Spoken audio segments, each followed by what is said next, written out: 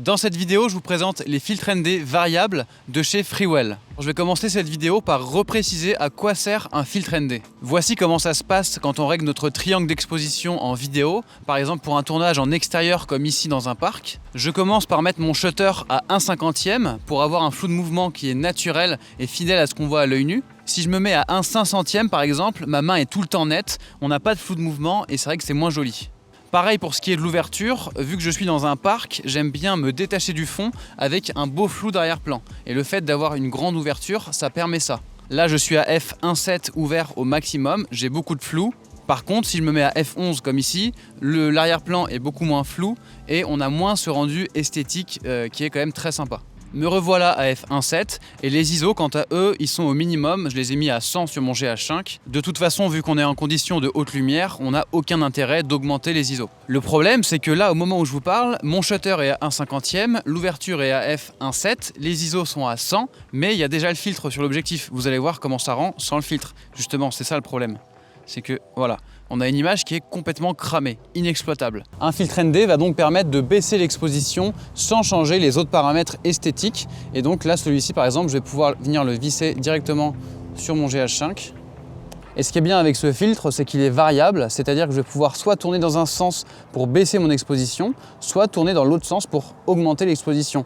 Et ça, c'est hyper pratique, notamment quand on tourne en extérieur et que le soleil apparaît, disparaît avec des nuages qui passent. Vous pouvez voir d'ailleurs que pendant le tournage de cette vidéo, j'ai passé mon temps à agir sur le filtre. Pour information, je ne suis pas payé pour faire cette vidéo, mais Freewell m'a envoyé les filtres, donc c'est un partenariat, je tiens à le préciser. Là où en photo, c'est moins gênant d'avoir des filtres à densité fixe parce qu'on peut prendre le temps de dévisser un filtre, en mettre un autre pour préparer notre photo. En vidéo, on doit être hyper réactif, notamment si on est en reportage. C'est pour ça que j'ai choisi le pack de chez Freewell avec un filtre variable qui va de 2 à 5 stops et un deuxième filtre variable qui va de 6 à 9 stops. Qu'est-ce que c'est les stops? On parle aussi de diaph. En gros, c'est les différents crans d'exposition. Donc par exemple, si je passe de 1/50e à 1/100e en vitesse, c'est un stop. Si je passe de f2 à f2.8 en ouverture, c'est un stop.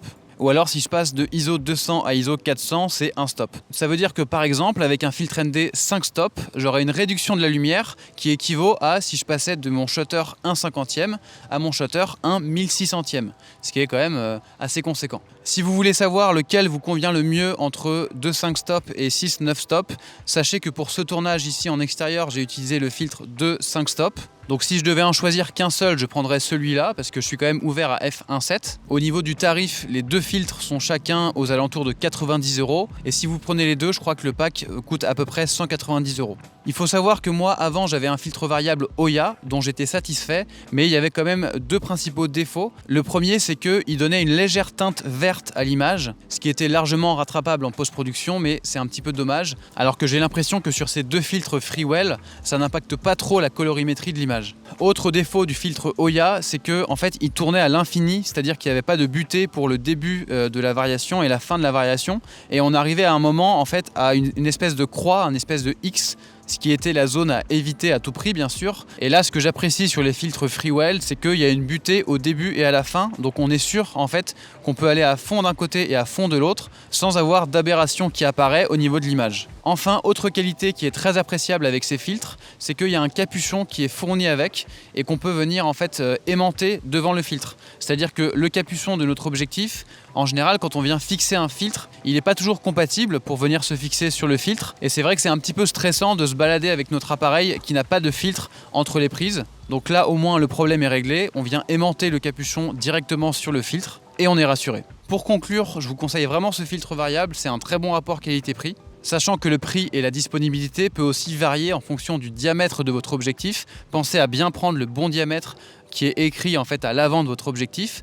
Moi je les ai pris en 77 mm parce que mon objectif le plus grand a ce diamètre là. Et pour les adapter à mes autres objectifs, notamment en 62 mm, j'ai pris une bague d'adaptation 77-62 qui est aussi proposée par Freewell. Donc je vous conseille vraiment de prendre le filtre au plus grand diamètre de votre parc d'objectifs et ensuite de prendre une ou plusieurs bagues d'adaptation pour le reste. Je vous mets tous les liens en description. Merci à tous d'avoir suivi cette vidéo. Merci à Freewell pour les filtres et on se retrouve très vite sur la chaîne. Salut!